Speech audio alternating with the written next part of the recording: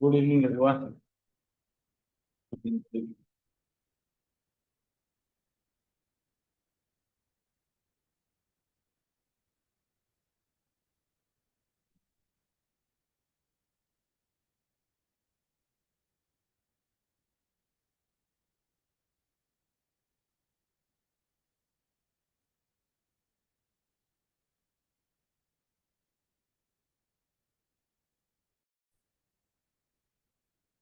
Chalo, good evening if you have joined late.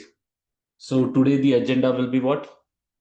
To do the revision for conceptual and regulatory framework, the important topic, and your ratio. I hope you have already watched the revision which we have done in 11 to 12 hours approx. The full FR we have covered, which is put on the education channel as well as my YouTube channel. Now, just be calm, not having much your yourself, and I guarantee that for sure the paper will be not for sure 100% the paper will be easy. As mentioned, section A, section B, 10 questions will be easy, straightforward. The you have done past papers, you have done a lot of MCQs, it will be same. And then when coming to your section C also, the questions will be easy. 30 out of 40 marks, 27 to 28 marks will be easy and repeated points only. Interpretation, today I'll say how should you tackle it. Chalo, let us start with the discussion for conceptual and regulatory framework. So now, what does conceptual and regulatory framework basically means? Conceptual framework and regulatory framework basically conceptual framework. It's like each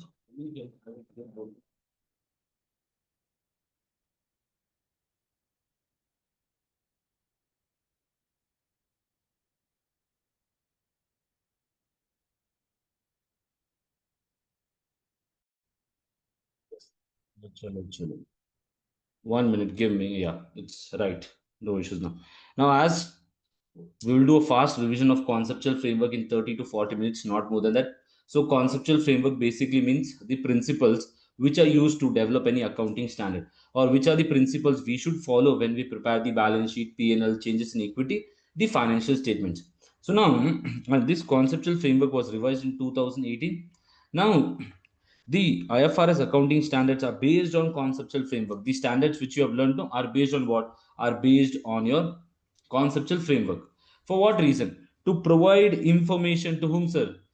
In general purpose financial statement. So what is the general purpose of financial statement? The general purpose of financial statement is to provide financial information to the users. Understand that point. So the purpose of conceptual framework is what?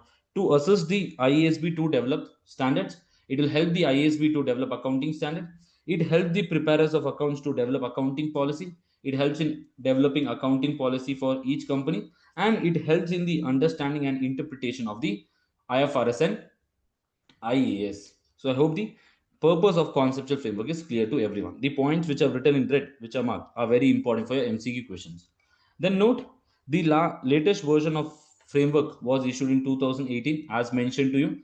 And see now, conceptual framework it's not a IFRS or IAS. Understand that it's not IAS or IFRS, and it does not override any IFRS accounting standards. Sometimes you see the conceptual framework and the IAS and IFRS will not match because the IAS are old one. Now the new standards which are coming from the name of IFRS. And whenever there is a conflict between conceptual framework and IAS, in that case, IAS will win. IAS will stand above. Understand that. So conceptual framework is not a IFRS standard. It does not override any accounting standard important for your MCQ. These 2 points. Conceptual framework is not an IFRS standard. It does not override any IFRS standard. Then the general purpose financial reporting. What is the general purpose of preparing the financial reporting or doing financial reporting is what? To provide information, to provide or to deliver financial information to whom, sir? Investors, lenders, and other creditors. So these are known as what? These are your users. These are users of the financial statement. I hope you have understood this. On the primary users, like typically for your government, etc., if the market, if the shares or the debt instruments of a company are listed. So now why this information is given, why this financial information is given, sir? so that a decision can be made regarding what's an economic decision of the entity as well as management stewardship. This we have covered in IFRS 18 also. So this financial information will help us to understand what is the economic condition or how good is the company doing as well as the management stewardship. That means whether the management is properly managing the company or not, whether they are fulfilling its responsibilities or not. So with this is also clear to everyone. The fundamental accounting principles of conceptual framework are what? Accrual basis.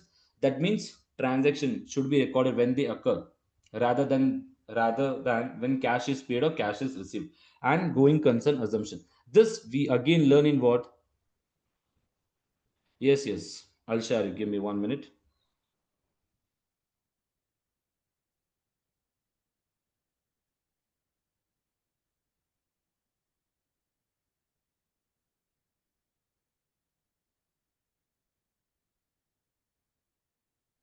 I've shared it. So accrual basis and going concern we have already covered in IAS 8. I hope you remember. Going concern assumption means when the company is preparing the financial statement, the assumption is what the company will continue for the foreseeable future. And if going concern is not being met, then the financial statements are prepared on breakup basis or liquidation basis. See, understand accrual basis will give rise to matching principle. Will give rise to matching principle. So with this, these were some points which are very important. Then coming to qualitative characteristics of useful financial information. The financial information which we give should have some characteristics. That is what qualitative. Now under qualitative, there are two fundamental qualitative characteristics and four enhancing. So fundamental, enhancing. Under fundamental, we have two important characteristics. Under enhancing, we have four important characteristics. So under fundamental, what are the two important things? So relevance and faithful representation. Relevance and faithful representation. So basically means what relevance? Relevance means the item or the information which is relevant to whom? To the users. When we will say sir that the information is relevant, when it will affect its decision making. If it is affecting the decision making of the users, then we say it is relevant. And faithful representation means what? It should be neutral. There should be no error, etc. XYZ. So see now, information useful if it is relevant and faithfully represented. What is the now see here, relevance. Coming to this point, what does the term relevance means? Relevance means making a difference in the user's decision. If the information is able to make difference in the decision of the users, then we say it's relevant. So now how do we decide, sir, it is relevant or not? By using the concept of materiality. Now materiality is what's a threshold limit. Now you will decide saying that for let's take for Ambani, Mukesh Ambani, will 100 rupees be important? No. Will 1,000 rupees be important? No. But if I say it's $1 million, then Ambani will think. So this is known as material. Materiality is based on numbers, that is quantitative as well as qualitative. If I say today one of the director has done a fraud in the company and the fraud is of let's take 100 rupees only, $100 or 100 rupees. But from the quantitative purpose, from the number, 100 is very small amount. But when we see the position of the director, it's an important point. So this becomes relevant. So materiality can be based on what? Can be based on quantitative as well as qualitative. But most of the time we use what? The numbers. So now relevance. When will you say the information is relevant? When it provides predictive value. That means we can predict some future value. Confirmatory value means something has happened in past. Now we can confirm it. And these both are interrelated. So see here now, materiality is entity specific. It depends on each company to company and it's a threshold. See, the threshold is not confirm. Huh? For each company, it will vary.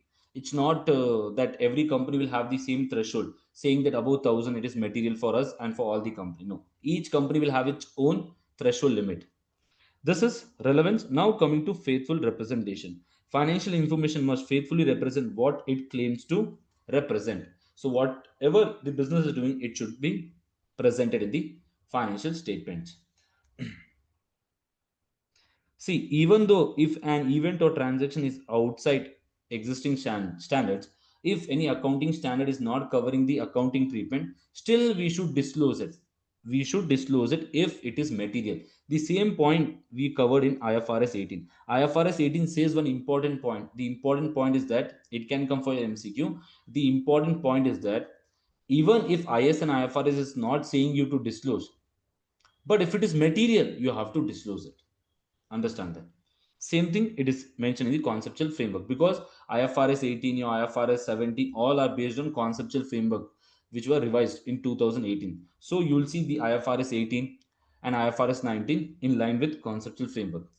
Now, characteristics of faithful representation: neutrality, it should be free from bias. Then, completeness, the information should be complete and free from error. See, free from error does not mean perfect accuracy. It's that we can't say that it 100% everything is right now. Here and there could be some problem.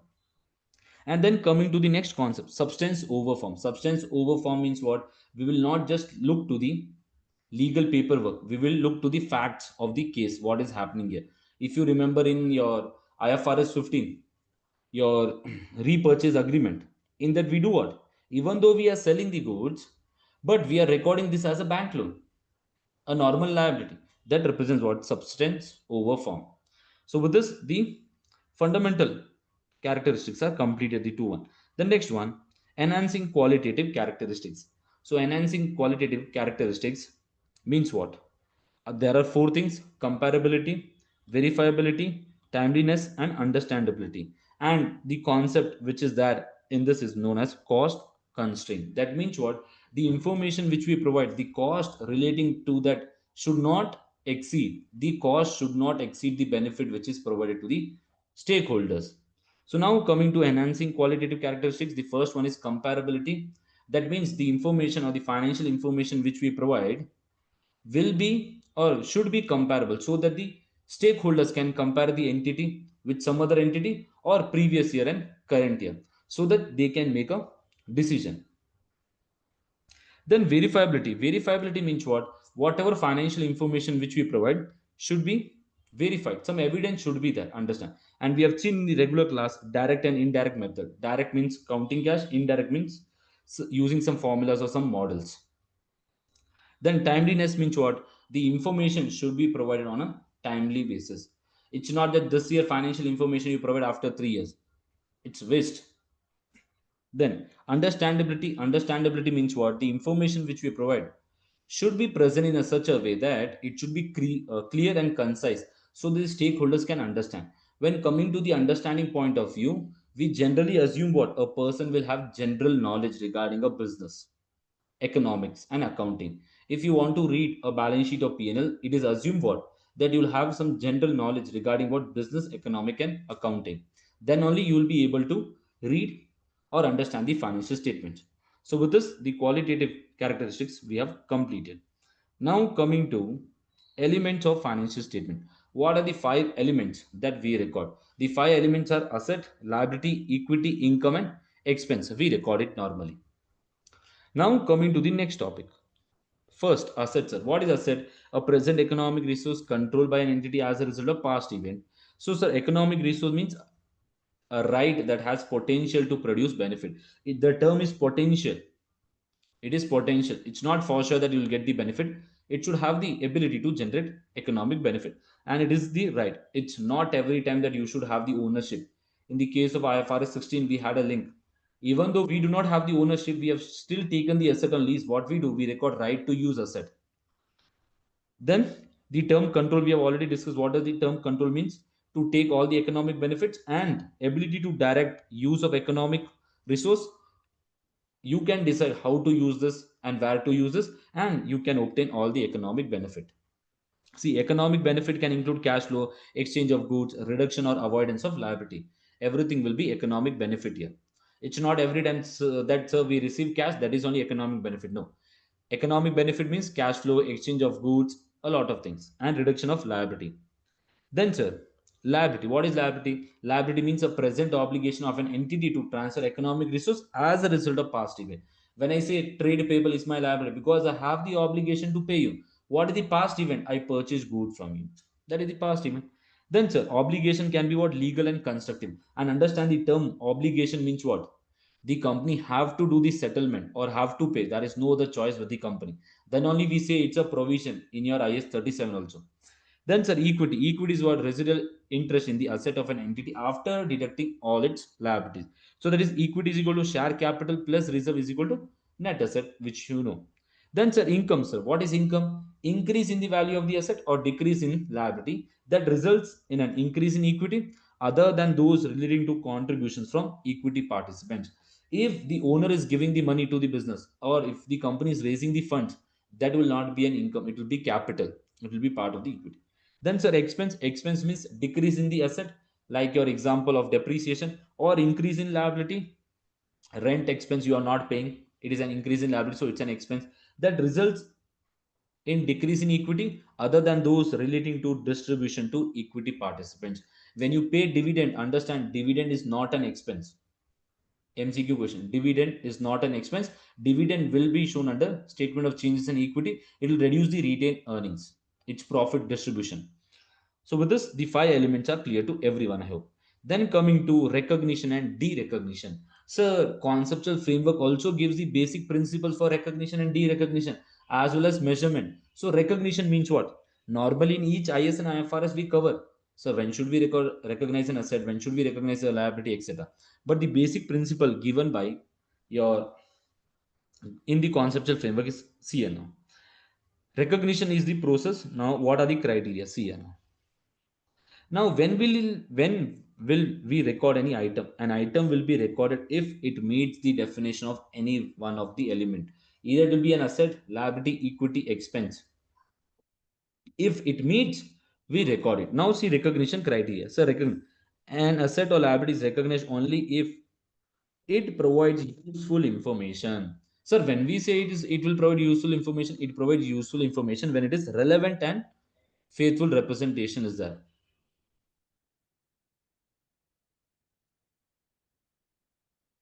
No, no, today is the last class. Already we had three classes. In that we have completed 11 hours full revision. Today is the last class. In this, we will be discussing, as I'm discussing, conceptual and regulatory framework and ratios I'll discuss, and I'll say how to tackle the interpretation question. So when we will recognize any asset and liability will be recognized when it provides useful information. When we say useful information, sir, relevant and faithful representation, we have already covered what does relevant means and faithful representation. Recognition may not always provide relevant information. Understand that. Recognition will always not provide relevant information in case of uncertainty.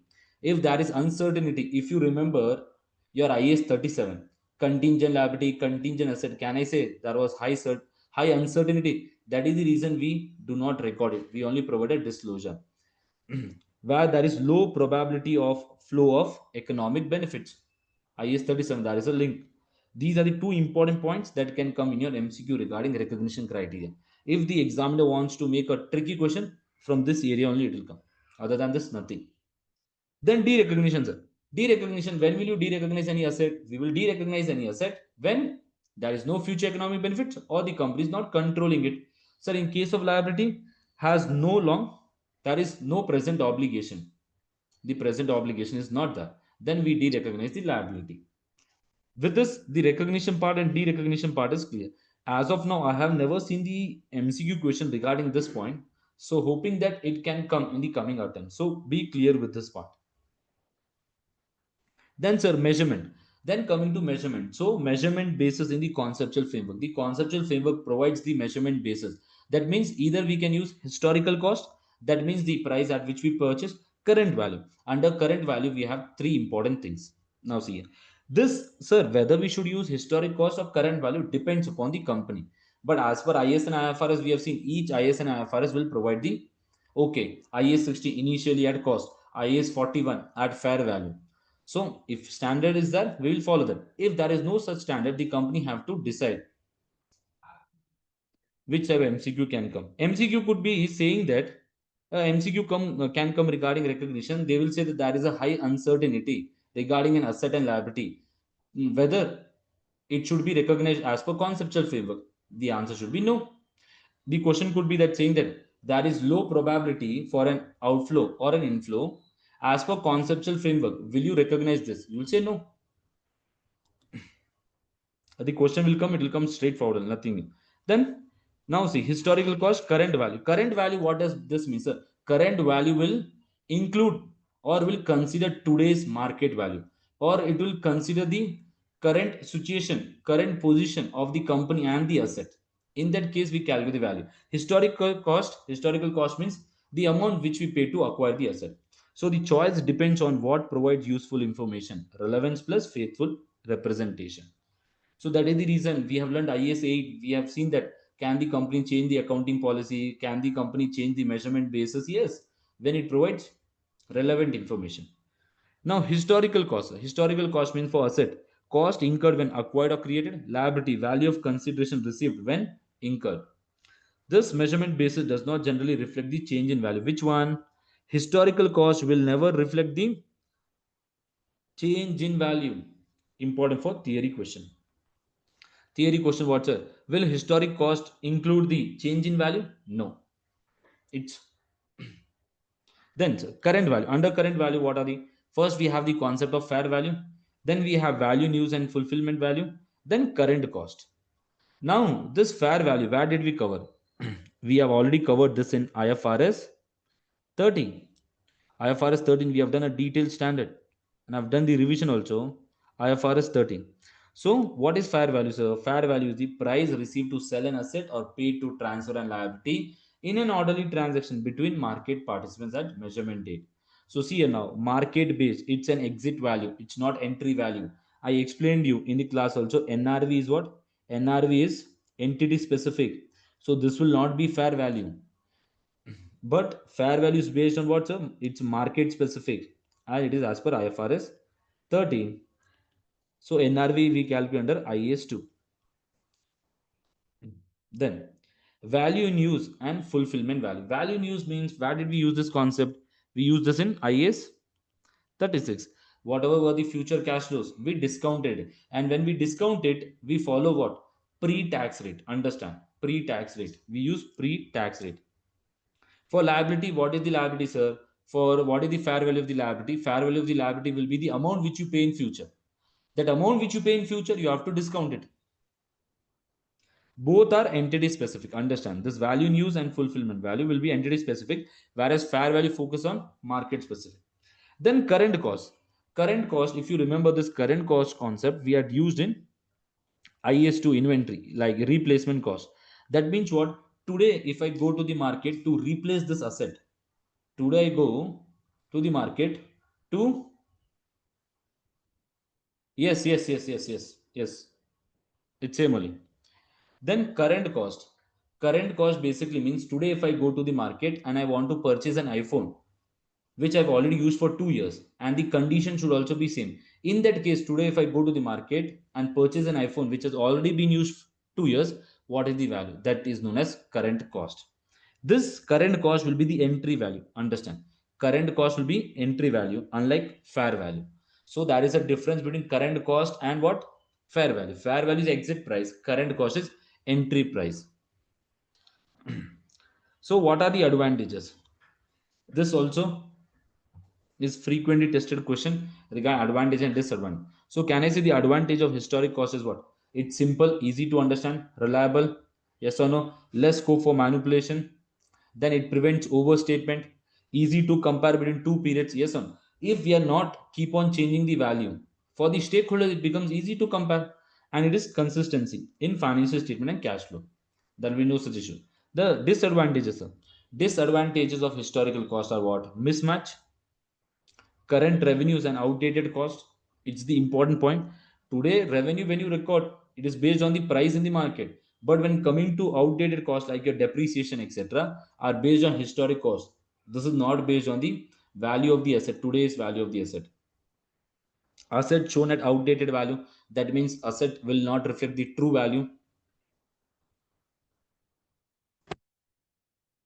Then profits will be not accurate. It will be the sometimes it could be overstated, sometimes it could be understated, depends upon the situation. So I hope the advantages and disadvantages is clear to everyone.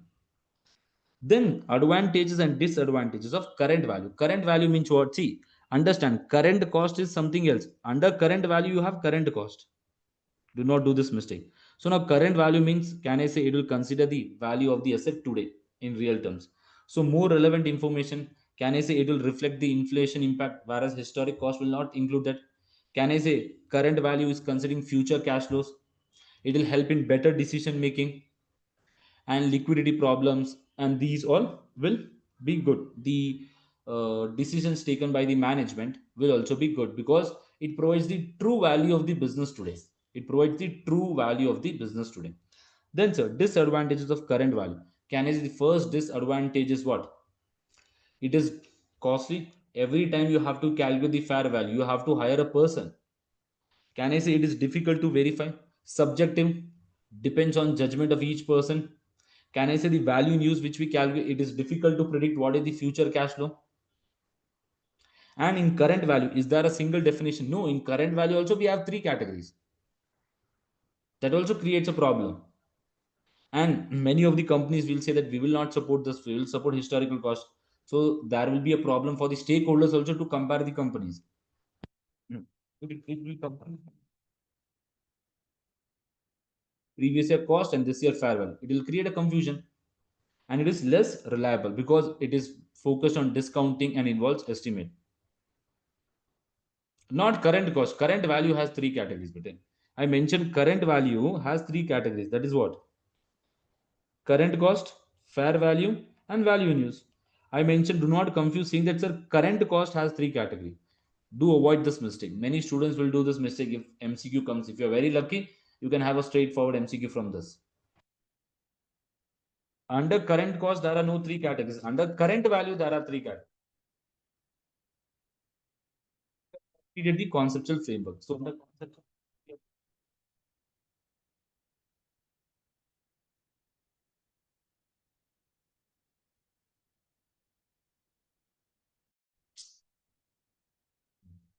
yes, yes, chalo.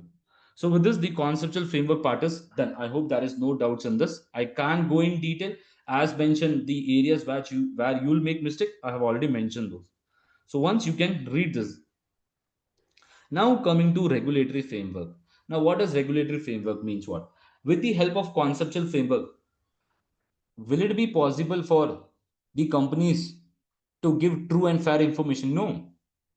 There should be auditors also to evaluate whether the financial performance, the financial statements are right or wrong.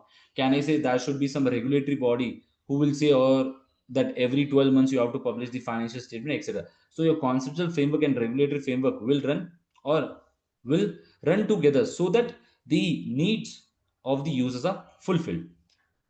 The purpose need for regulatory framework is to what, sir? To ensure that the users will get the financial statements, and those financial statements should contain what, sir? Essential information to make informed decision. That informed decision could be what? Whether to invest in this company or not, whether the company will be growing or not in future, a lot of things. A regulatory framework is necessary to ensure financial reporting is relevant and reliable. That means today, if the company is using IS and IFRS, in your IAS 16, it is written what? Capital expenditure, revenue expenditure. Can I say there should be some authority also, no? To evaluate whether they have done right or wrong. So it focuses on what? Relevant, reliable, and meets the needs of the shareholders and other users. So as mentioned, other users most are mentioned what? Lenders, other creditors, and investors. This is a point where a lot of argument is there.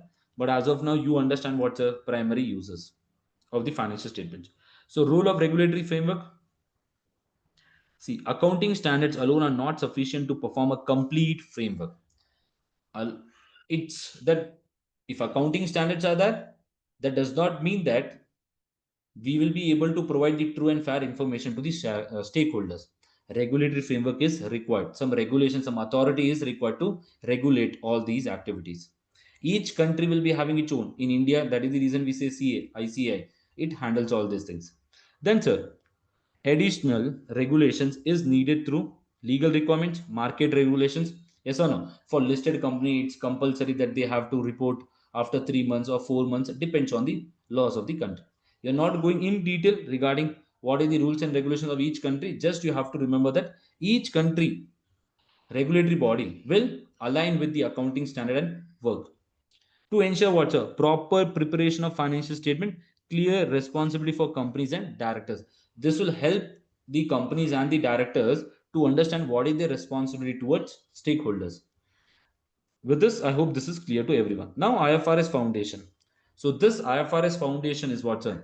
It's a non-profit public interest organization. Why this organization was developed? This organization was developed to ensure that all over the world there are IS and IFRS and it should be adopted. Because now if an investor is in India and he want to invest in US company, will he be able to invest? Yes. But can he understand the financial statement? No, because US companies follow US GAAP. In India, if you see, we follow India's. When coming to India, we follow accounting standards. We learn IS and IFR. So a lot of confusion will be there. As an investor, it becomes difficult for me to invest in foreign companies if I do not know the rules and regulations or the accounting standard. Rules and regulations, it's okay. But when coming to the part of accounting standard, it becomes difficult. So this IFRS foundation was developed with the goal of developing high quality, understandable, enforceable, and globally accepted accounting standard and sustainability disclosure standard. So in your sustainability standard, IFRS 1 is tested. IFRS 2 is not tested in FR. The aim is to develop accounting standards which are of high quality, understandable, and it tries in a such a way that each country will follow the same principles. So the two standard setting bodies are what? IASB, International Accounting Standard Board. This board will focus more on what? Developing the accounting standard. Then International Sustainability Standard Board. This board focus on what? Developing sustainability related standard. Because nowadays investors are also focusing on what? The how the company is doing welfare to the society, whether they are being green or not. So we call green investors the term. So now coming to the objective of IFRS Foundation. The IFRS Foundation objective is what?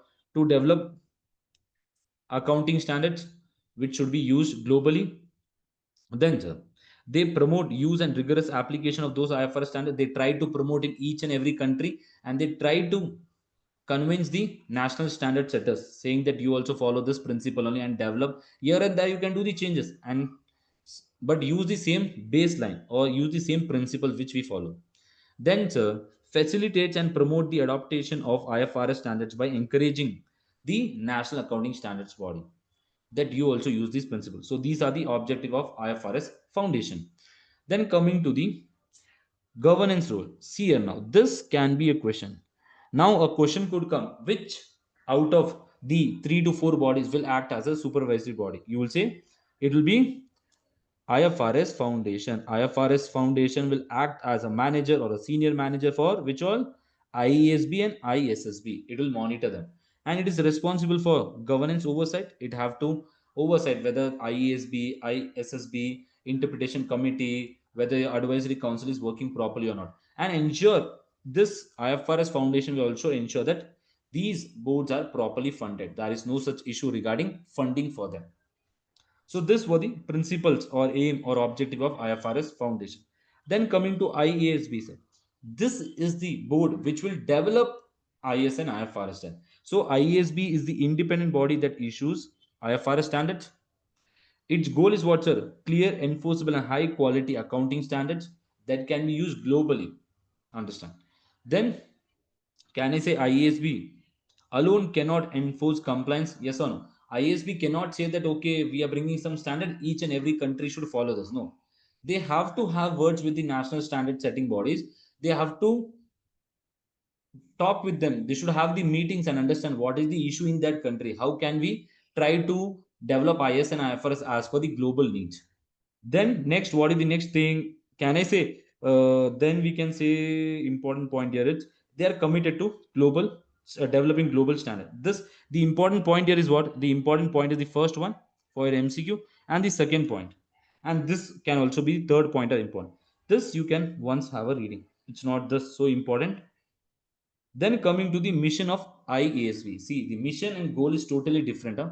Do not confuse between these two. So the mission of IASB is what? To develop IFRS standard that brings what? Transparency, accountability, and efficiency to financial statements. So what is the mission? To develop IFRS standard that brings what? Transparency, accountability, and efficiency in the financial statements. Three important keywords for MCQ. I have not seen an MCQ from this topic frequently tested, but it can come. It serves the public interest by considering the growth, long-term financial sustainability, everything they will consider. So with this, I hope the mission and what is the aim of IESB is clear to everyone. Then coming to advisory council. This council will do what? This council will act as a consultation forum. Whenever a question comes, which body will act as a consultation forum? Advisory council will act. So this body will do what? This body, what is the main aim of this body? The main aim of this body is what? To provide advice to the board and trustee. This advisory body will provide advice to the IASB and its trustees that which areas we need to focus in the coming futures. Because this advisory council will communicate, yes or no, will communicate with the stakeholders. You can say with your big fours, managers, your partners or directors, so that they can get to know, okay, where is the issue in the future, coming future, what are the standards, which, what are the focus area, etc. XYZ. So here it will act as a consultation forum. Then advising ISB on priorities and key decision. This body will advise ISB that what is your agenda, what you should do in the coming 3 years or 4 years. Then communicating stakeholders' opinion on major standard setting projects. Advisory council will get the feedbacks, or they'll see what is the problem in the market and they'll say to the ISB. So I hope this is also clear to everyone. Important point, advisory council. Then coming to interpretation committee. So interpretation committee will do what? Your interpretation committee will provide rapid guidance whether IFRS, they'll provide what? Rapid guidance when, if a new standard is published, if you're not able to interpret and you're able to interpret, but there are people, public is interpreting this IFRS standard in 3 to 4 different ways, then this interpretation committee will come into picture and they will guide us. Okay, what should you do, etc. etc. All interpretation made by IFRIC must be approved by ISB. A very important theory question. Can interpretation company just approve and can just give the interpretation regarding the standards? No, they have to take the approval because IASB is making the standards. They will interpret and they will confirm with whom? They will confirm with the IASB again, and after that only they'll publish it. So this interpretation committee will also provide what? New financial reporting matters not directly covered in IFRS. So it will provide some guidance if there is no accounting standard relating to any particular transaction. They will try to reduce the conflict of interest between the stakeholders or the companies using the IFRS. The aim is to reduce confusion and achieve a common understanding worldwide. So the aim is what? To reduce the conflict or to reduce the misunderstanding which is developed regarding IS and IFRS. So I hope with this is also clear the role of the interpretation committee to everyone. Then coming to the steps in development of IFRS accounting standard, a very important topic which comes frequently in your MCQ for section A. So understand the first thing. First thing, what will they do? First thing is that whenever we want to develop any IS and IFRS, first we see the accounting issue, where there is an issue, which area there is an issue. Now, when IFRS 18 came, the issue was what? That the operating profit was not defined. They identified this issue, saying that the operating profit was not defined. Each and every company says that our operating profit is this based on this formula or based on these policies. Then next one, what is the first thing? If you remember in the class we had done, first thing is the issue paper. In this issue paper it will be mentioned what are the issues, etc. Then discussion paper. After discussion paper we have exposure draft. Then the final version of the standard is published. So consult the IFRS advisory council about adding the topic to the IASB work plan. So once there is an issue plan saying that these are the issue, then we will consult with the advisory council, and this council will also communicate to the IASB saying that what should be your plan in the coming future for 1 year or 2 years, what is the focus area, where are the changes that should be brought in. Then uh, then a discussion paper is given. The discussion paper will include and will be allowed for comments from the public saying whether we are coming with up this standard. So these are the some basic points we are considering. Whether there is some addition or deletion, you can mention. After this, they will prepare an exposure draft for public comment. That means they prepare a IS and IFRS, and this document will be allowed for public comment, saying as a ACCA member, also as an ACCA affiliate student also, you can also comment saying whether okay, the conceptual framework and the IS and IFRS which is developed is in line with this or not, or do you think your thinking is something else? So you can mention that here the changes should bring in, etc. Then after the exposure draft, everything will be considered, and what will happen? Then the final IFRS or the IAS accounting standard will be published. So it will require what? Approval by at least 9 out of 14 members of the IASB. So in ISB there are 14 members. If 9 to 10, at least 9, 10, 11, if they agree, then the accounting standard will be published. So I hope this is also clear to everyone. Steps in development of IFRS and IAS. Then coming to ISSB, International Sustainability Standard Board. So this is the board which has been created in November 2021 by the IFRS Foundation, so that this board will focus on what? This board will focus on sustainability related disclosure, because all over the world there were a lot of boards which were developing sustainability standards. A lot of boards, each country had its own individual board, etc. But now the IFRS Foundation has done what? Brought in one single board which will focus on developing what? Sustainability related disclosure. And this board has done what? This board has taken the data from all the other bodies and have developed IFRS S1 and S2. So the purpose is what? So purpose is to provide global investors with clear, reliable, and comparable information on climate and ESG matter. Climate and ESG matter. Then in 2023, ISSB issued its first two standards, that is IFRS S1 and S2. The S2 is focused on general requirement. The S1 is general requirement, and S1 is what? Regarding climate. And this is not there for you. Only IFRS S1 is tested. So see here now, for exam only IFRS S1 is examinable. Then responsibility of ISSB. What is the responsibility of ISSB? The responsibility will be what? To develop standards regarding sustainability. Simple. Aim of ISSB to develop a global baseline for sustainability related disclosure. As we have seen, the IESB, the agenda of IESB was to develop the baseline so that the accounting standards all over the world are similar. Not same, we can say similar. So IFRS S1 general requirement act as a foundation standard. So this IFRS S1 no will act as a general requirement for other standards like IFRS S2, and if in future any standard comes, it will be based on this general requirement as per IFRS S1.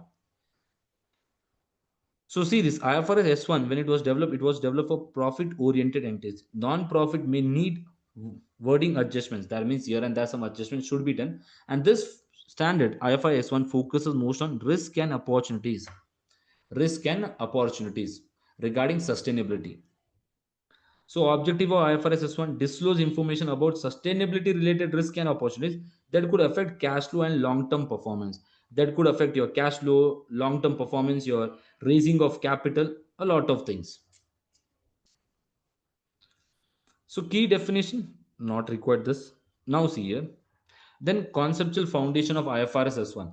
The foundation of IFRS S1 is also based on what? Qualitative characteristics. We have learned a fundamental enhancing.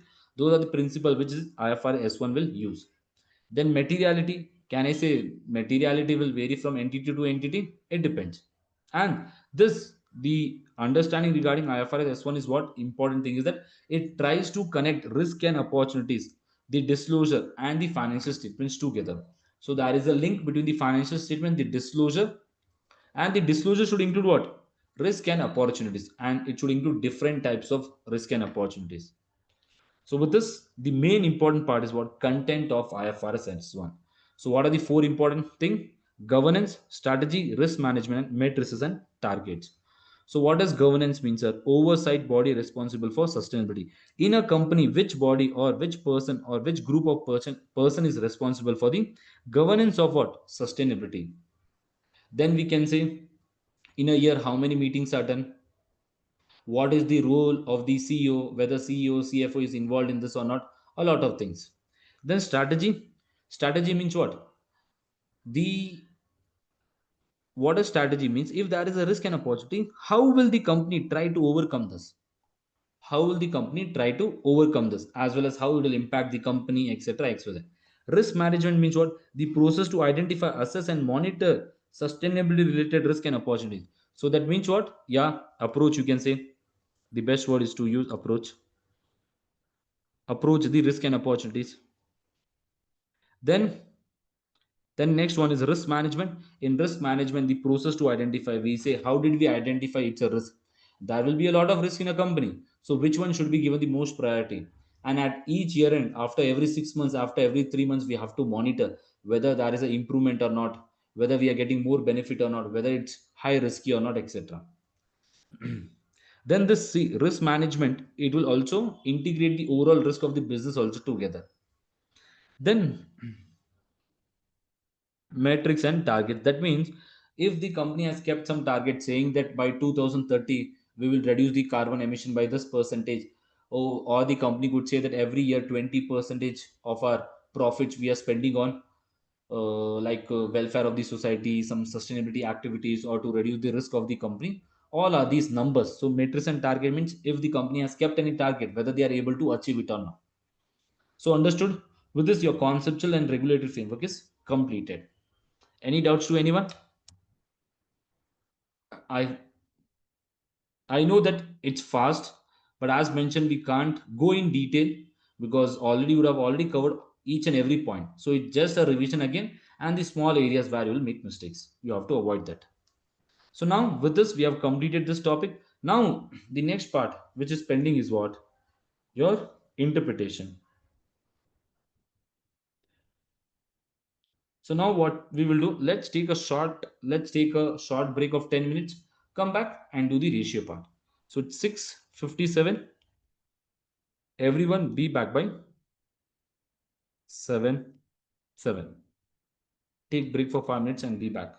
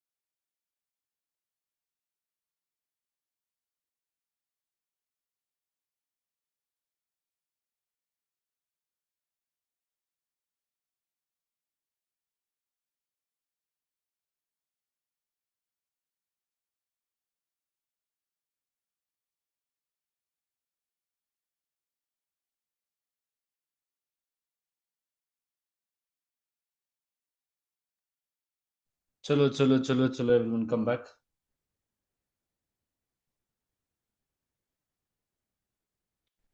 Chalo, chalo, chalo, come back, come back. Yes or no in the chat box or thumbs up.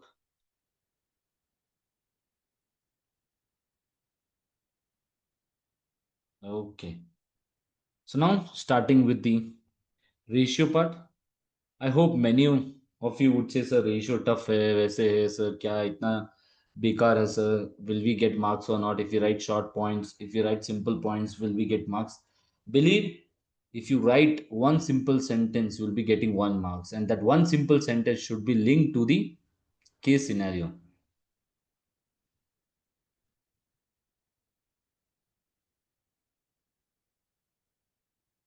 Understand that. Now coming to ratios, the question will be there for sure in your section C. Section C question will be there for sure. And understand that whenever a question comes for ratio, out of 20 marks, 4 to 6 marks will be for calculation. And if you're very lucky, you can get 8 to 10 marks also for calculation. That means 4 to 5 marks will be regarding some goodwill calculation, some disposal calculation, and then 11 to 10 marks could be regarding interpretation. So very important topic from section A and section C point A and C point of view. 20 marks in section C. Out of that, 4 to 6 marks will be ratio calibration. Then what is the first point you have to do? Understanding the ratio is very important. Understanding the ratio is very important. The second point, data and facts as per the question. So read the question slowly and try to use the data which is given in the question. Do not try to write down general points. General points, yes, it's required for understanding, but try to see whether the general points are mentioned in the case or not. Try to link the ratio to the given case, the given data. Read, this is for your this. Read all the interpretation question and answer like a novel. So first 6 questions, this was a regular class point. 1 point is equal to 1 marks. I mentioned. Now, whenever a question comes regarding performance and position, let's take gross profit margin. You will calculate the gross profit margin. Previous year gross profit margin was 20 and this year it is 15. So you will say, sir, the gross profit margin is increasing by 5%. It is very good for the company. If you write down 0 marks, you should say why gross profit margin is increasing. Sir, revenue is increasing. Why revenue is increasing? Sir, competition is not there. Revenue is increasing because of the demand of the product is going up in the country. So these all words will be mentioned in the question. You have to link it. Or sometimes revenue will be same, sir, but the cost of goods sold has been reduced. Why? What is the reason of the cost of goods sold? That means these raw material has been cheap in the country, or we are outsourcing from some other supplier at a cheaper price. So all this general points you have to see which is mentioned in the case. So the question one I mentioned, either it will come single entity of consolidation. Then question two, if question one is regarding single entity, then your ratio question will be from group point of view. 99.99% we have seen this only. If the question one is regarding consolidation, your question two will be regarding single company interpretation. It will not be from groups. Understand that. Then for performance, what are the important ratios for P&L? Gross profit, operating profit, profit after tax, increase in sales. All these are the important. Then so position of a company. Normally, when we see the position of a company, what do you consider? So what is the value of the non-current? What is the value of current asset, current liability? See, sometimes what will happen in the balance sheet, the data will be given. So when you see your non-current liabilities increasing, that means your gearing will affect. So you have to link this way. Then you have to see in the question, have they mentioned that the non-current liabilities increasing for what reason? Is the company sourcing some finance? What is the interest rate? And what is the return we are generating normally? You compare ROC and the finance cost, how much is this, etc. So then source of finance, retained earnings, how much is the retained earning, as well as cash balance, whether the company is able to pay what we say dividend or not. When coming to performance focus on profitability. So if I say the revenue in 2000 x1 is 10,000 and this it is what 20,000, so can I say this is very good, a very good amount? You see any paper, any past paper, every time the revenue will be increasing or decreasing, and that data will be provided. Just write down that, just link saying, you write down. I mentioned how should you start your answer. First, if the question is regarding performance position, write down performance and write down gross profit margin. Then write down net profit margin, operating profit. Then write down the other things and write down 2 to 3 points. It's enough. 2 to 3 points, not more than that. And this 10,000, 20,000 I mentioned, increase 100. Now, why revenue will increase, sir? Increase in demand of the product. So if increase is that, sales volume will go up. So automatically your revenue will increase. If increase in demand, you have to check whether the price is increasing or not. Here and there hint will be there in the question. Sometimes it will be straightforward only in the question. Then increase in the sales price, but demand is same. Monopoly, cost of production is increasing. All these are the reasons. Then, sir, cost of sales. What is the formula? Opening plus purchase minus closing, we get cost of sales. Now, what we do, revenue minus cost sale, we get cost of gross profit. The first profit margin is what? Gross profit margin. Now, whenever a question comes, understand if the data in the question is regarding revenue, they are saying that revenue is increasing. So, try to write down 2 to 3 points regarding revenue. If in the question data is given regarding revenue and the revenue is increasing, sometimes the revenue is increasing, that means the company is purchasing any subsidiary company, that subsidiary company has a very good revenue. You write down this point, you'll get marks. Gross profit margin, what is the formula, sir? GP divided by revenue into 100 percentage. Now volume of sale will never affect, but volume of the sale, can I say, will increase your revenue. If today I normally say that I'm selling 10,000 goods and my cost is 10, how much is this? If I say my volume is increasing to 20,000 and my price is 10, can I say what is happening now here? Sales is increasing, no? The logic comes what? Revenue will increase. So you have to discuss why the sales volume is increasing. The sales volume could increase because there is more demand in the country, or one of the competitor has just shut down its business. It's a benefit to you. So see, now I mentioned what an important thing, that whenever the numerator is increasing, what will happen to the ratio? If I say 10 divided by 2, 5. If I say your numerator is increasing, 12 divided by 2, what is happening here now? Can I say my ratio will increase?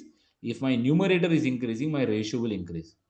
Other way, so 10 divided by, I say now 3. What is happening here now? If I do 10 divided by 3, can I say I'll get 3 point? That means what? If my denominator is increasing, my ratio will come down. Understand this. So numerator has a direct relationship with the ratio, denominator has an indirect relationship. So whenever the ratio is increasing or decreasing, see first whether numerator is increasing or decreasing and denominator also. So the first example which we have taken regarding gross profit margin, and I mentioned here the thing one. So gross profit margin, what are the two important things you have to see in your question? Cost of sales and revenue. And most of the time in cost of sales, there could be one off item. Like this year, the expense was more, etc., or depreciation has been charged more, or the revenue part will be discussed. Then operating profit margin. What is the formula for operating profit margin, sir? Operating profit divided by revenue into 100 percentage. Now, so first you will say, sir, when compared to the previous year, this year the operating profit margin is very good. Then explain the reason. So now, can I say your operating profit will increase because of, or will decrease because of tool? The every time when you see a past paper, a lot of time there is one off item, like saying this year the expense is very high because of restructuring or this. So one off cost like selling of a part of a business, redundancy cost, restructuring cost. Then your operating profit will include fixed cost and variable cost. Can I say fixed cost will not affect that much? Your variable cost like commission, packaging, all this, if the commission, we are increasing the commission to the brokers, if we are in a business where we are paying commission and the commission percentage has increased from 10 to 20, that means it will affect your operating profit. So this will be mentioned in the question, and write down that. And the other way you can link your operating profit is saying that gross profit margin is increasing, so ultimately the effect will be taken to operating profit. So the increase in operating profit would be the one of the main reason, that is the operating profit margin is increasing. Then coming to ROC, whenever performance comes, you have to do this. ROC, return on capital employed. So what is the formula? Operating profit divided by capital employed. So if it is 20%, 30%, you say, so that is an increase of 10 percentage. So ROC means what? How well the company is using the, or using the capital, or the capital which you have employed to do the business to generate returns. Higher the number, it's better for the company. So see now. So what will capital employed include? Capital employed will include equity plus long-term liability, and that means what? How well capital is used in the business to generate profits. So you can comment here whether the management is properly utilizing the funds or not, whether their vision is being achieved or not, whether the objective which they have mentioned that the profit of the company will receive will reach to $100 million, etc. Will this be achieved or not? With this, you can comment on this. For ROC, you can comment based on the management and the directors, how well they are running the company. Then capital employed, total asset less current liability, I mentioned, or equity plus long term liability. Under this long term liability, you will include what? Lease liability, both current and non current. If you have a lease liability in the calculation, so please do consider this as the part of capital employed. Or if in the question they are saying that you should not include, do not include. If they are mentioned that you should not include, do not include. If nothing is mentioned, please consider it. So ROC, what is the formula? So operating profit divided by capital employed. So now, when will you say my ROC will increase? Sir, ROC will increase when operating profit is increasing. Now, operating profit you have already explained. So do not explain it again. You can say the operating profit margin is increasing because the no ROC is increasing because the operating profit margin is going up. And when the capital employed is decreasing, when will you say the capital employed is decreasing? When there is repayment of loan. Whenever you see your past papers, a lot of time when capital employed is reducing, you have seen that there was repayment of loan only. Nothing new in this. I hope it is clear to everyone. This operating profit, or sometimes the company can use what? Profit before financing and income tax, but they should use what? Operating profit only. So now ROC, the ROC we can compare with previous year. ROC we can compare with industry average. Yes, yes, yes. That is only the understanding, no, how much we are investing and how much returns we are generating. The higher, the better. So this number which you get, you compare with others. Just let us take that I have given you 100 rupees today and you have made a profit of 20. Now I have given this 100 rupees to 10 of you. So then what will I see?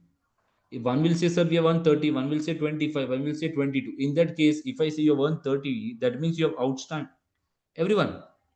So you can compare with others. In the case of company, we compare with previous year. We could compare previous year, saying the previous year the ROC was very low, and this year the ROC is very high.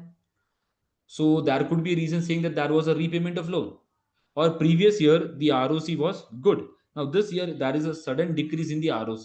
That means is the company issuing some shares, or the company is taking some loan, etc. Industry average and other entities in the same industry. So ROC, timing of the purchase of the asset is also very important. Yes, on in case of ROC, we have used what? Total asset minus total liability. In that case, if I say today when I purchase any asset, I purchase an asset at 31st 12 2000 X4. I will include this is in the total asset in the capital employed. But do I include the profit from the asset in this year? No. So you can write down this that the comparison is not like with like. And I mentioned when coming to ROC, this when consolidation comes, interpretation of consolidation, you have to write down this point. If a disposal is there or if acquisition is there, mid-year acquisition, that means capital employed we are including full, but the profit is only for 6 months. This is not a like with like comparison. So see ROC, whether we have to see whether there is a target or not by an investor, a lot of things. Then we compare the ROC with the cost of borrowing. So if the cost of borrowing is 10% and you're generating return of 7, can I say it's bad? You are paying 10 outside and you're earning only 7. You have to pay someone 10 and you're earning only 7. It's bad. It's not a good business idea. That means the company or the management or directors are not properly utilizing the funds to generate returns. Then, sir, ROE, return on equity. So it is an important for investors whether dividend will be paid or how much is the dividend, how much is the earning particularly related to equity. So profit after tax we take divided by equity into 100 percentage, or sometimes we say profit before tax also. Some companies prefer. Then, sir, coming to asset turnover, other important whenever performance comes, gross profit margin, operating profit margin, revenue, ROC, asset turnover. Asset turnover very less. So three are important: operating profit, gross profit margin, and RO. This will cover 6 to 5 marks, 6 to 5 marks in your interpretation question regarding performance.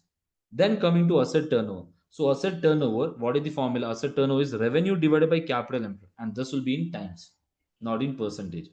So this will say how well the fund is used to generate revenue, not profit. So see, higher the asset turnover, the greater efficiency. Other. So can I say what is the other ROC formula which we can use? The other ROC formula is what? Operating profit margin into asset turnover. So if ROC the data is not given in the question. Let us say the data is not given regarding your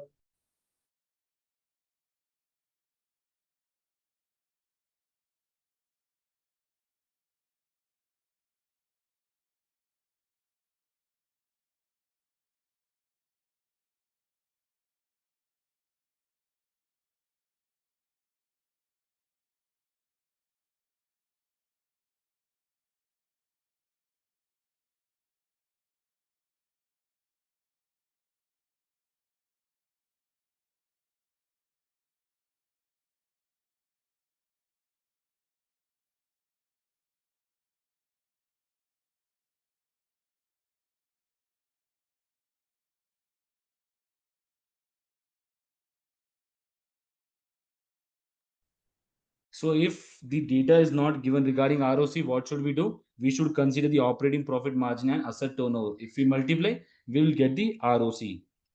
So see, asset turnover is high.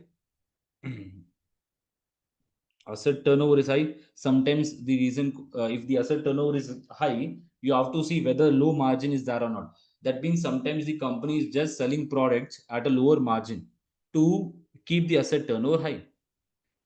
This asset turnover will be very less in case of capital intensive business where a lot of capital is required. Understand that.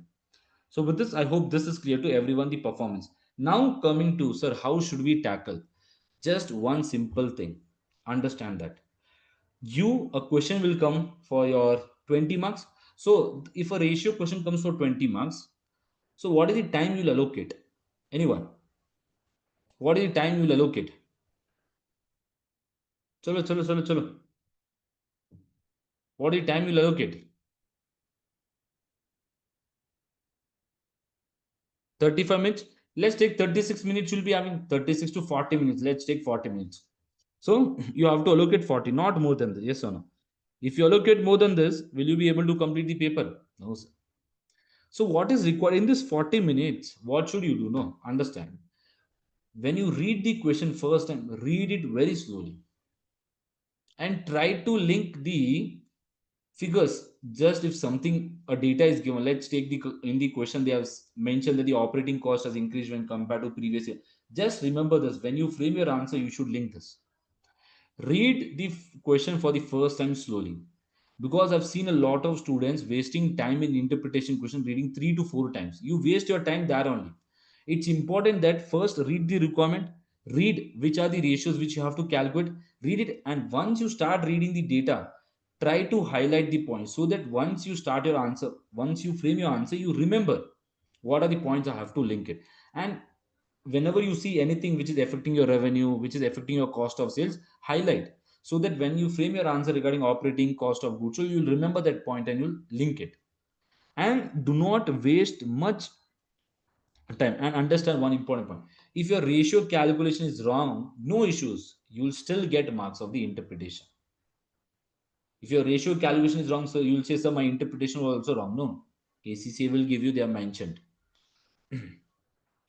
So then, chalo, next coming to your asset turnover, this is done. Then position. So what is the first thing, sir? Current ratio. This will also be repeated frequently. This current ratio gearing frequently repeated. So current ratio, what we do, sir? Current asset divided by current liability is to 1. So can I say if the ratio is 1 is to 2, is this good or bad? This is bad. The company's liability is 2000 and the asset is 1000. So you can write down what is the important bad. So what is the first point you write down as mentioned whenever current. So can I say we compare, we say that the current assets of the companies are less when compared to the current liability. That means the company will not be able to pay its current liability. That means the company in the future can face issue. There could be liquidation issues or liquidity issues, etc. If it's 3 is to 1, you say, sir, it is good. That means my asset are what, 300 and my liability is what, 100. That means what will you say, the assets are more. Yes, you can say that working capital management regarding your receivable, payable, etc. Then your current ratio is high. That means, so current ratio is high. That means high inventory, receivable, etc. That means your assets are very high. That means inventory is very high, receivable. Now, what could be the reason for inventory being high? You have to identify in the question. A lot of times we have seen in the question they mention what, that they are purchased in a bulk, or there is a huge demand in future. That is the reason the company has purchased a lot of inventory, or in future the price will go up for the inventory we have purchased now as wholes. Yes.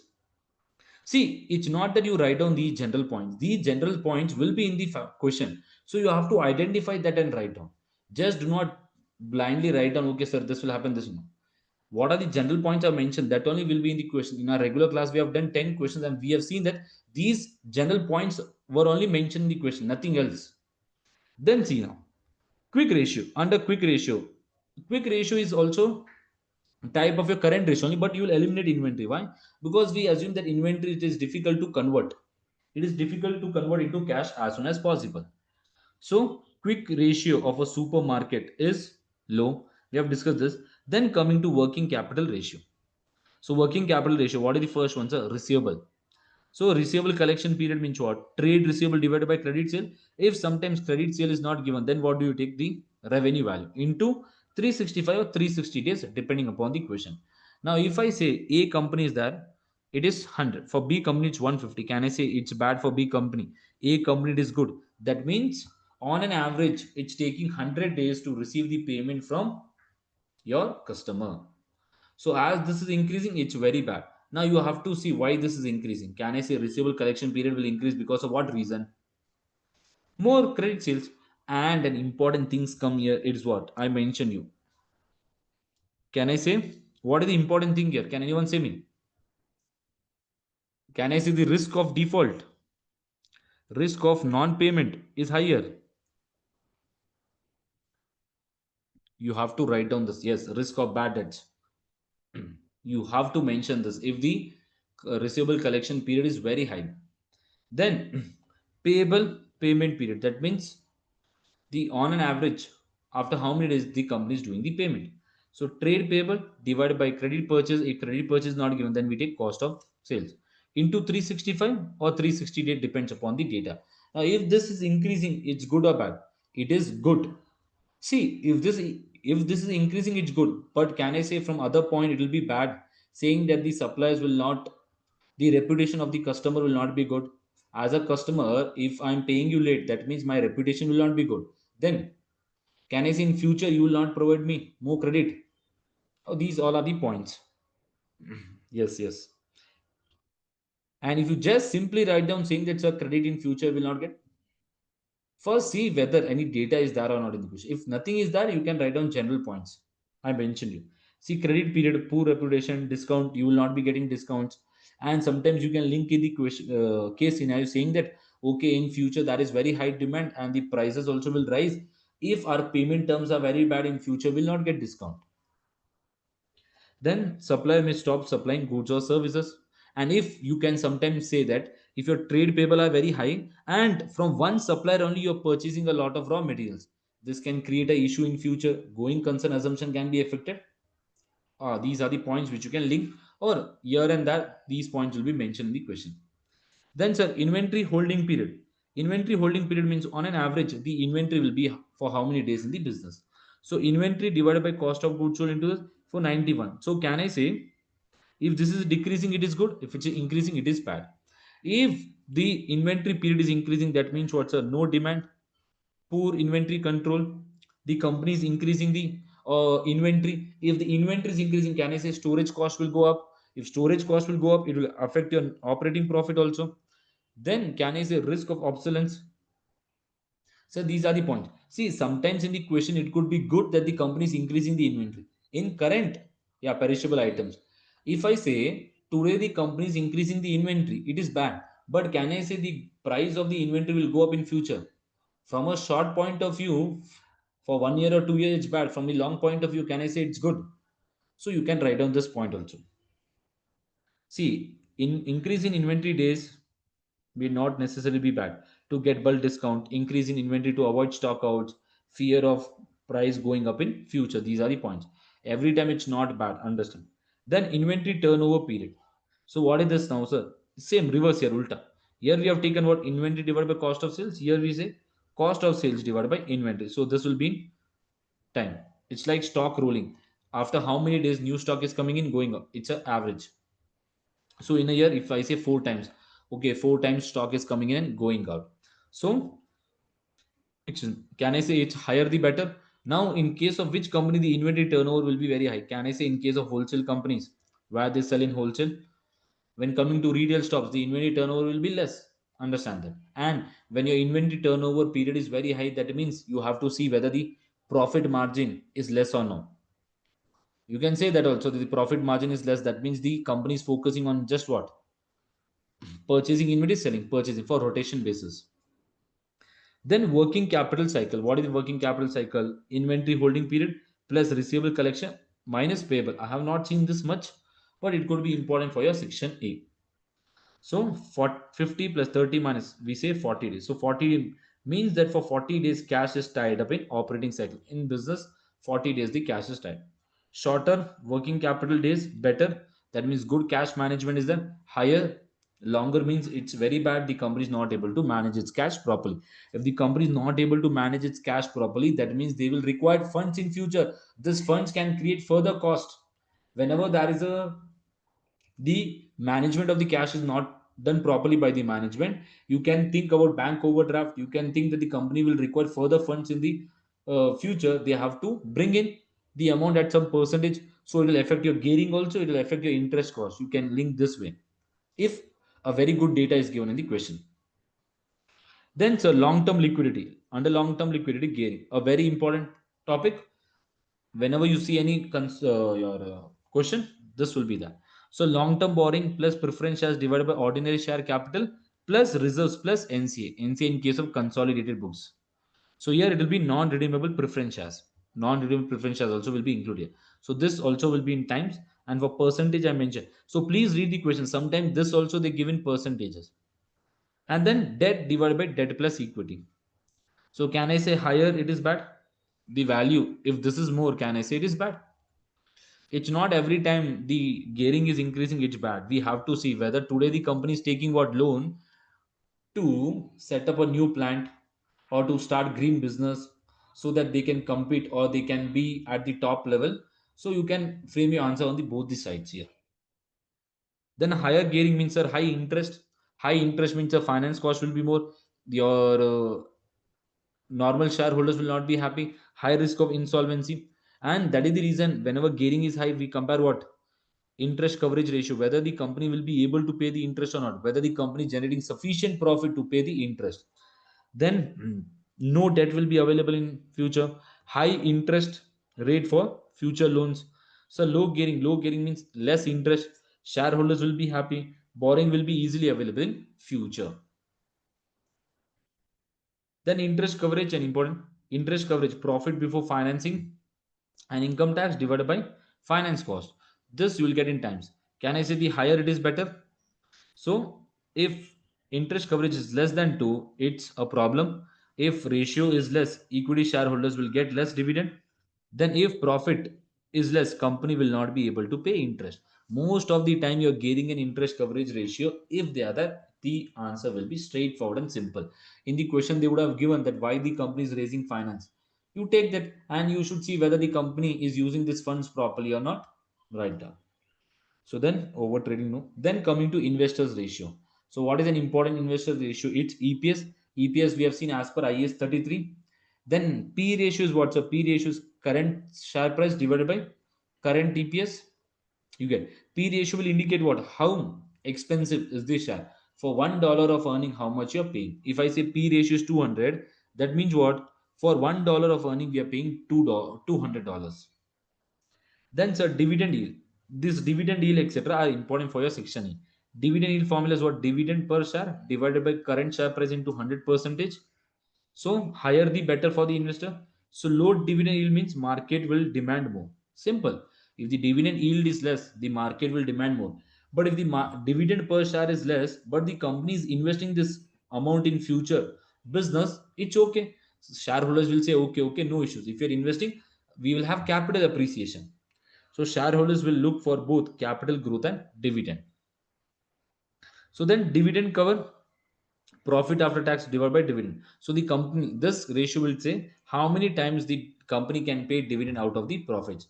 So the higher, it's a very good number. But it's very high, it's bad because the company is not using, or if they're able to generate profits, you have to see whether the company is able to get the cash back also. If they're able to get cash, they should use in other business also. So or EPS or DPS, no, dividend, or the other formula for dividend cover is what? Your EPS divided by DPS. DPS is what's a dividend paid divided by total number of outstanding shares. So these are the ratios we have done. Now coming to some important points. So first thing, what is the first thing you should use? Table for calculation. If in your ratio question table is not given, please use it. You have an option that table, insert it and record the value. And whenever you, please write down the formula and please write down the number, and directly do not say 200 percentage. Please calculate and show it so that you get full marks. Second one, use heading for interpretation like performance, gross, operating ROC, asset turnover. Write short paragraphs, 2 to 3 sentences, or you can write down 2 to 3 sentences separately, also no issues. Then provide workings for any other calculation. I mentioned in your exam, easy marks are available for what? I mentioned what will you do? You will say revenue it's 10,000 and now it's almost 20,000. You say, sir, it's an 100% increase. This 100% will carry zero point 0.5 marks. Maximum you can get 2 marks extra. If you do these calculations, you can get maximum. So if I say my operating profit margin today is 30 and in future is 40, you say, sir, how much is this increase? 10 percentage. But when compared to previous year, how much is the increase? 10 divided by 30 percentage, so how much is this? That is an increase of 33 percentage. If you calculate this 33 percentage, you'll have zero point 0.5 marks extra. And I mentioned maximum the examiner will give between 1.5 to 2, not more than that. If the question is for 10 marks, only 1 marks or 1.5. If the question is for 14 marks, the examiner would consider giving you extra marks if you calculate these ratios. Other than these ratios, already you have calculated these ratio in the table. But when you do your explanation, when you provide your interpretation, if you calculate this, you will get marks. Then provide working for any other calculation. Like I mentioned, yes, the example. Even if your ratio calculation is wrong, you will still get marks for the interpretation. Understand? Link your answer to the given case data specifically. Write down or state the reason fact for the increase or decrease. Normally, students will do what? No, normally students will say the gross profit margin of the company is increasing. This is very good, so that the company is performing very well. If you do this, it's just you can write down this so that if you're scoring less marks in your interpretation, you can get one of zero point 0.5 marks, zero point 0.5 marks maximum. The examiner says that we give 1 marks for this extra calculation of ratio.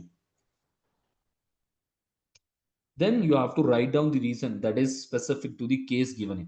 If sometimes we have seen in a lot of questions past papers some data is only not there, then what will you apply your assumption saying that this could be the reason? Then, when comparing performance with sector, you should state whether ratio is good or bad as per sector average and state the reason linked to the case. Whenever you compare two entities, whether it's good or bad, when compared to that entity, you have to mention. And you have to mention why this is good, what is the reason behind this. Then, a lot of times I mention one off item. If you see any past papers, a lot of time one off item has been tested. And whenever one off item comes, 2 to 3 marks will be from this only. So, see, I mentioned that in 2000 the profit was 2000 and the disposal of an asset gave a profit of 10,000. Now this year the profit is how much, sir? 12,000. But next year it is on 4,000. Will this be like with like comparison? Normally first you say that there is a 8,000 increase in profit. You say that the profit percentage, gross profit margin has been increased a very good. This is very good for the company.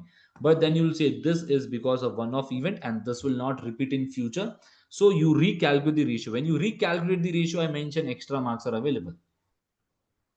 Extra marks will be given. So you recalculate the ratio and then say, okay, the company is doing good or not.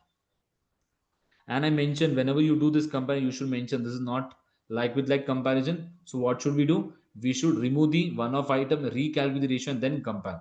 And then you have to comment whether it's good or bad. So these are the 9 important points which I mentioned. Then coming to the types of questions which normally comes. Comparison of one entity over two periods. I mentioned 2000x0 x1. Then comparison of two entities in the same period. That means Reliance and GOV compare this way. Comparison of consolidated financial statement, that is acquisition of subsidiary. Then analysis of consolidated financial statement, disposal of a subsidiary. Comparison of entity with sector average, and analysis of cash flow. So these are the 6 types of questions which will be coming in your exam. So now see, comparing one entity for two periods. So when you're comparing one entity only for two periods, 2000 x0, 2000 x1. So the important point here I mentioned, what, see accounting policy. Whether previous year the company is following what, this year what they are following, you have to see whether any development is done new in this year, whether we have started any new business, or the company has entered into a new venture, a lot of things. And if a question comes when comparing two entities, accounting policy, whether that is a development or changes in the business, or the company has started some new business this year, or these are the things which will be mentioned, link it to the case. Either the company will improve or deteriorate its performance, you have to mention.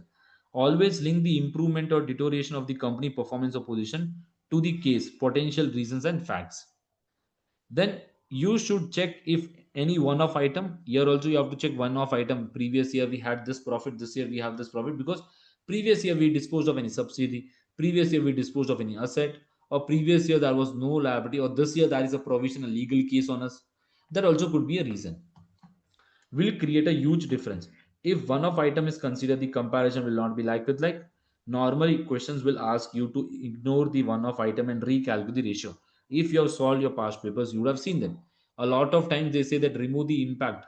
Whenever we do consolidation also, if I say this year I acquired a company, previous year I did not acquire a company, previous year acquisition was not that, this year acquisition is that. So the question could say that remove the impact of subsidiary and then recalculate the ratio. I think we have done in Venus question this only. We remove the impact of your subsidiary and then do the calculation part, and generally we explain.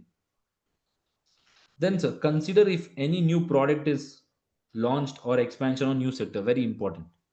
So this is the first type of question, and these are the important points which you have to keep in mind. Then, now others, I hope the points which are mentioned you're able to connect when you did your interpretation questions. These were the points which are regularly tested. Yes or no? Others, if you've attended my class, we have already covered. Others, do you find a linkage or not? Okay. So same thing will happen. Same thing will repeat in the exam. Nothing rocket science. The examiner will not ask you some rocket science. He will not say that you have to go to moon, Mars, you have to analyze that, etc. A simple data will be given. Read the data, say why it is going up, why it is decreasing. Simple. If you complicate too much interpretation, no, then you'll mess up. I've seen students, a lot of students. If you be calm, if you just read the question slowly, first shot, easily you'll be able to do. Then comparing two entities for the same period. If you're comparing two entities for the same period, which company should be acquired? So most of the time the question will be regarding, if you're comparing A and B. We have done this regarding in a question name. I forgot. We have done first your question. So in that case, we had two companies. Fitco, yeah. In that we had to compare whether we have to acquire which company. And in that question, everything was straightforward, nothing new. See now, in that question, whatever points were there, I have already mentioned. So which company should be acquired? See, normally compare two companies like competitor and should analyze the performance and position of the two firms to identify which one should be acquired. And here, when you compare these two companies, no, for sure one of item will be the 100%. I've seen, you see any past paper, any question, one of item will be there. Your conclusion should be given better. Your conclusion will carry 1 to 2 marks. As mentioned, very important conclusion should be given. See, and no. Cash flow depends on the question. Sometimes cash flow can be tested. I mentioned cash flow full question will not come. The examiner will give you a part and the examiner will say try to interpret it. And cash flow interpretation is damn easy. You should say whether the you compare the profit and cash flow. You say why the profit was good but the cash flow is not good. You will say that a lot of expenses were there in the company or the working capital management was not proper. All of this. You have questions also, past papers, the 2023 or 2022. So please do that one question so you'll understand it better. If anyone remembers the name, you can mention. We have done in our class also. As of now, I do not remember. But that one question you can do so that you'll have a better understanding regarding that question.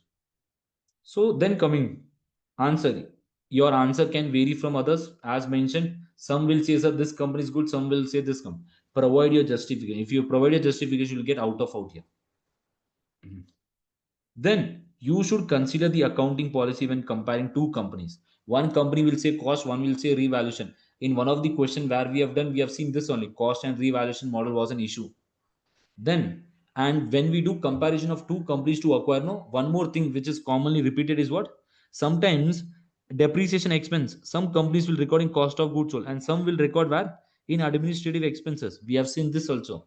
So this policy is different. Accounting policy is different. You have to keep an eye on this. Then you should consider the accounting policy. Yes, sir. You should also look to liquidity and possible synergies that could be created. Yes or no? Very important. Very important. Many students will neglect this. This is easy cash marks. Even though what you can do, you have to consider the liquidity of both the company. Which company is good in case of financing, in case of liquidity, and on the other aspect, you should say if we acquire this company, how it will benefit us. If I'm a parent company, I want to acquire any company. So I'll see which company will provide a benefit in long run when compared to short run. How can we benefit? Here the important point can come is what in your exam.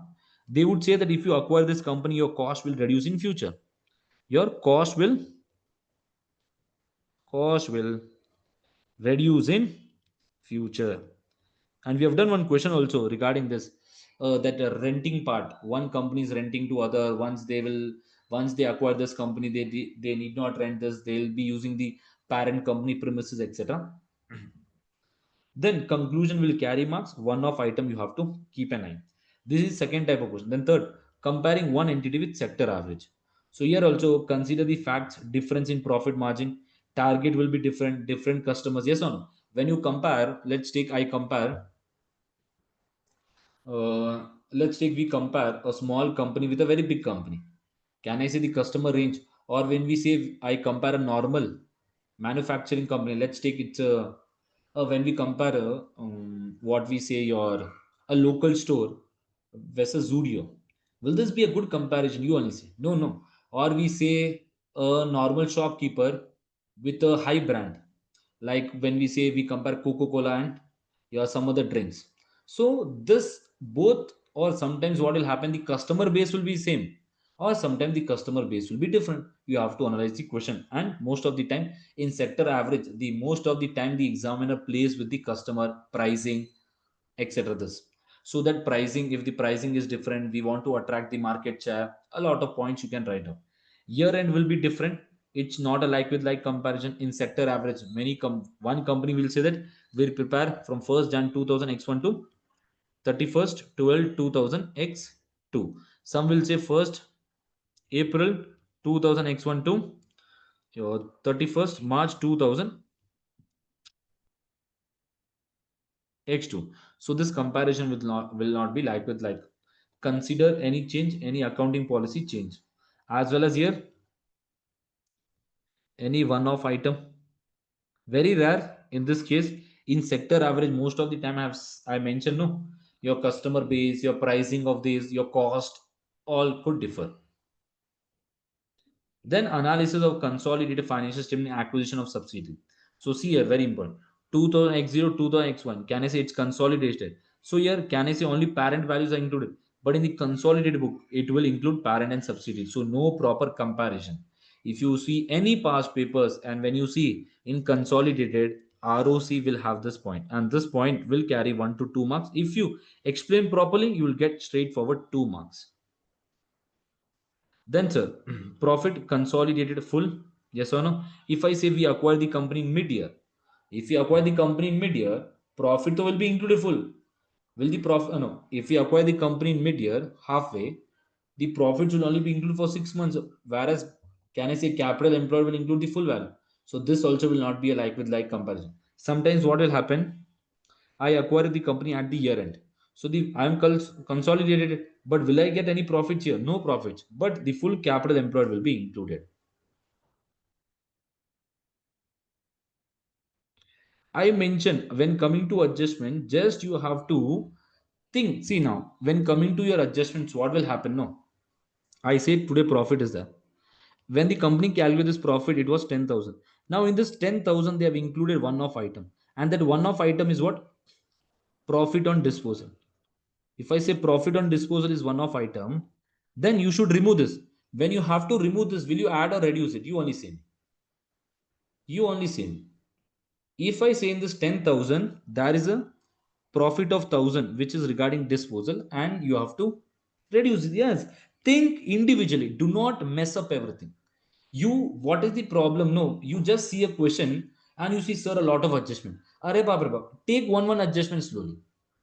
We have, if you see your past papers also, the adjustments which are there, pick each one separately and then do it. Do not combine saying this also is that, this also is that, this, you confuse yourself. First take one, understand, okay, what should we do, understand it.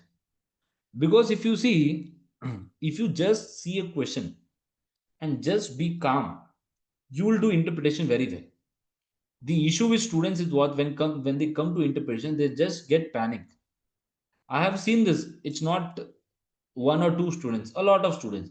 If you just give that question when they are in panic mode, etc., they'll not perform. When they are just chill, etc., xyz, you give that, they'll answer very well. You also have seen this with you. If you're in panic, etc., if I give basic question also, basic maths question, you'll do wrong only. If you're free, we have to detect in current and quick ratio and disposal case, we have to detect the difference of given profit and yes, yes, yes, yes, yes, yes. Repeated, frequently repeated question. Or one off item, your profit also. Sometimes, let's take, when I calculated the profit, let's take an example. A company, B company. Now, what the B company has done? B company has included the depreciation here. So, A company include depreciation cost of sales. B company has included where? In administrative expense. Now, to make like with like comparison, sometimes the question will say what? Redraft. So, in that case, what should you do? This cost of sales should reduce by 1,000. You reduce cost of sales by 1,000. Then what do? You increase your administrative expense. Then calculate the profit. You'll get the answer. And then recalculate the ratio. That is, I mentioned gearing better. I mentioned you. I mentioned when I did gearing. I mentioned before that only. That is the reason I mentioned that. See, now gearing I mentioned. Gearing ratio, debt divided by equity is normally calculated in times. But in your question, if they mention debt divided by equity, they mention in percentage. You calculate in percentage, no issues. If it is debt divided by debt plus equity, it will be always in percent. But if you see your past papers, every time they will calculate in percentage only. So use that, no issues. See, when coming to ratio calculation, when you write in percentage or times, it will not create a much difference. But I have seen that if the exam is giving debt divided by equity, they mention percentage. So you write. The important part here is the explanation. If nothing is mentioned, then go with, I say go with times, no issues. Or percentage. Both will get marks, no issues in that. Examiner have not mentioned that we'll deduct the mark for this. Examiner has mentioned what? The interpretation, your understanding should be clear, how you interpret it. Because if you see, if you do percentage also, if you do times also, can I say what? The answer or the interpretation will remain same only. Nothing will change. It's not like that, and it's a section C question. If it's a section A, section B, it will be mentioned. Understand that. Section A, section B, it will be mentioned. If you see your past papers, no, somewhere they have done times, somewhere they have done percentage. But the latest questions which you see, no, most of them are in percentages. So now, where we were, okay, we were here. Yes, yes.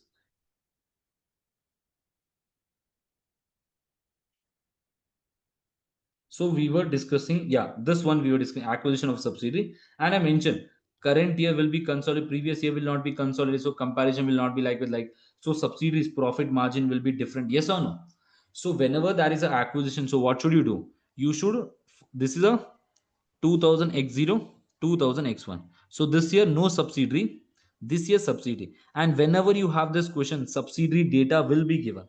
Subsidiary data will be given, yes or no? You only say me. You have done your past papers. Subsidy data will be given or not separately? Why it will be given? That data only you should use and say how much is the profit. So you'll do what? This is the consolidated revenue. From this you remove the subsidiaries revenue and you see whether there is a growth in this company or not, the parent company. And then you do what? And then you say, okay, the subsidiary company which we have acquired is very good. That means the parent company is not performing very well. These are the two cases which the examiner will ask you, not more than this. The first case is what? Previous year my profit was $10,000. $10,000 was my revenue, and this year my revenue is $20,000. Now, previous year my revenue was $10,000, and this year in the consolidated book it is, let's say, $20,000. Now, in the data they have mentioned what, that subsidiary company's revenue is 15,000. That means, can I say parent company is not performing well? Just to cover up, can I say they have purchased this subsidiary? You have seen this in the past papers. Then it will affect major of the ratios. Yes or no? If it's a mid-year, can I say mid-year, what is the problem? Operating profit will be 6 or 9 months, but the capital employed will be for full. So both SOPL and SOFP will have an impact both, but SOPL will include profit from the date of acquisition, but SOFP will include all the assets and liabilities. Example, revenue 6 months, but receivable balance will be included in full. This will give false impression about receivable collection period. So these are the issues. If subsidy was acquired at the year end, impact will be SOFP, no impact of P&L. So there can be one-off item like investment associate, an important point you have to keep in mind. Then share exchange is done. If share exchange is done, can I say it will affect your gearing because your equity value is increasing. If your denominator is increasing, can I say your ratio will fall down. So whenever we see, whenever a parent company acquires a subsidiary company through the help of share exchange, you can write down this point saying that the gearing will be affected. Then acquisition cost will be one-off acquisition cost. It will affect your profitability. This also a frequently repeated adjustment in your interpretation also. Then intra-group sales. Can I say we remove intra-group sales? This also creates a problem.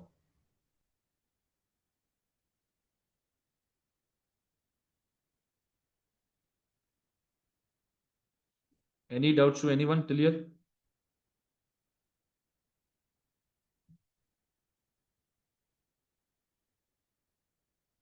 No. Okay, chalo then. So why is this error not working? It's working. This is not working.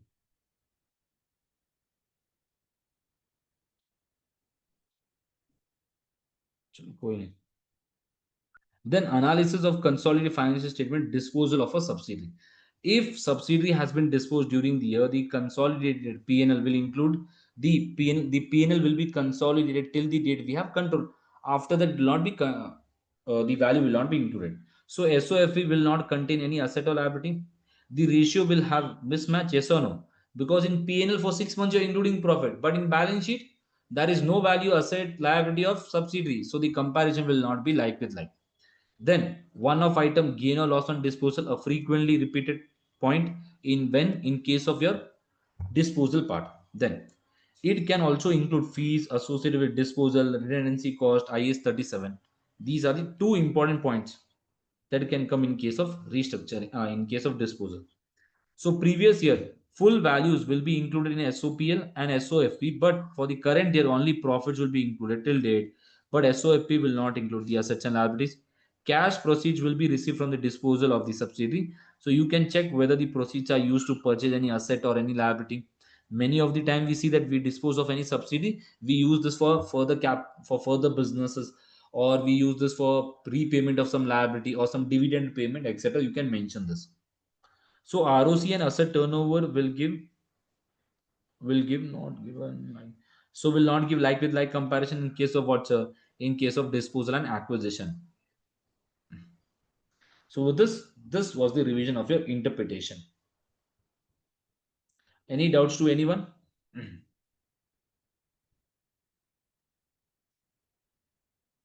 I hope it was a good revision, and the points which I mentioned, as mentioned, see, still you have today is what, Tuesday, and your exam is on Thursday. So you can do what, a simple thing. You can just go and read the question slowly. If you have not done interpret, still you feel, sir, we do not have confidence, just do one thing.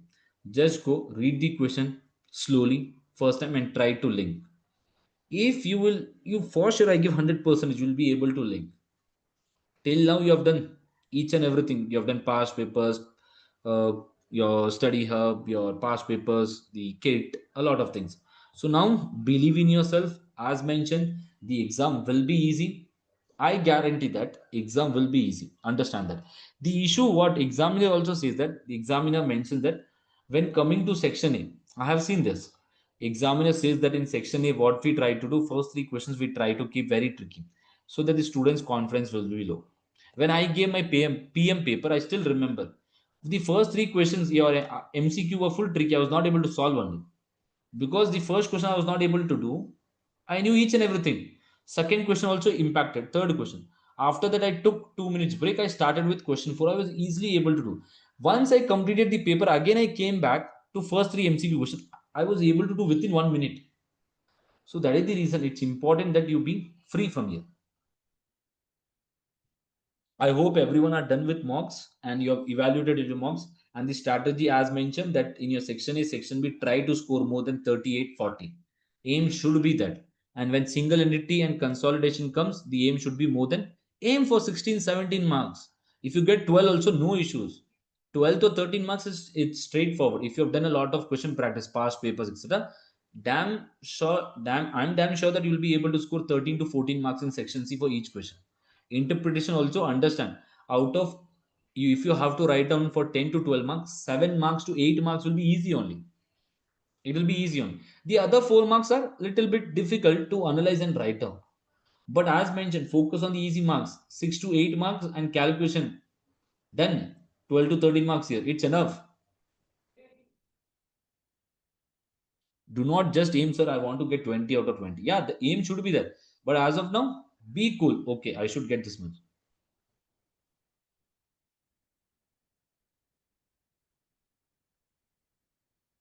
The revisions, I hope you're asking about the 3 days revision which we are, it's uploaded on YouTube.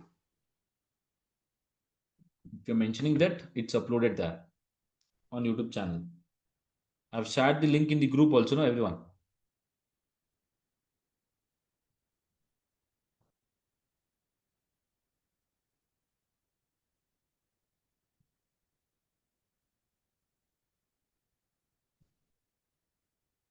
Which all subjects do I teach? I teach FR, SBR, FA better.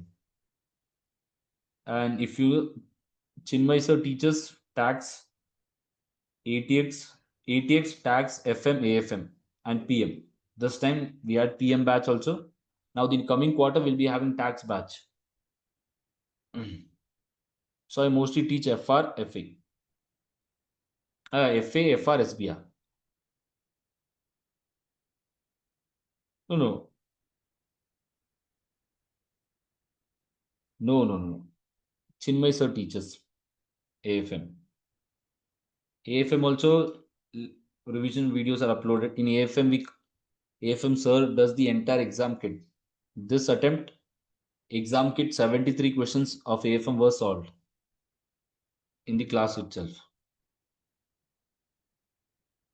Audit, audit this time, audit faculty is there, but due to Radha ma'am was there due to her exams, CA exams. So this time we are planning that for audit batch. So she'll be back. Or you, if you want to see the demo lectures of her, you can see the 8 or 10 hours revision video which is uploaded on Super Infinity Education. Very useful. If you're giving your audit exam, if any of your friends are giving audit exam, you can recommend. Very good coverage in A2.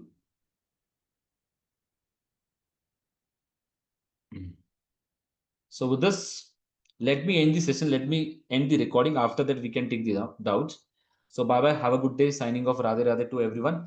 This, if this revision video was helpful to you, please share to your friends. And the other revision videos are also uploaded on the YouTube channel. The FR revision I've completed around in 11 to 12 hours. In that, the basic aim was to do the revision of each and every standards and the area where you do mistake. So bye bye. Have a good day. Signing off. Radhe Radhe to everyone.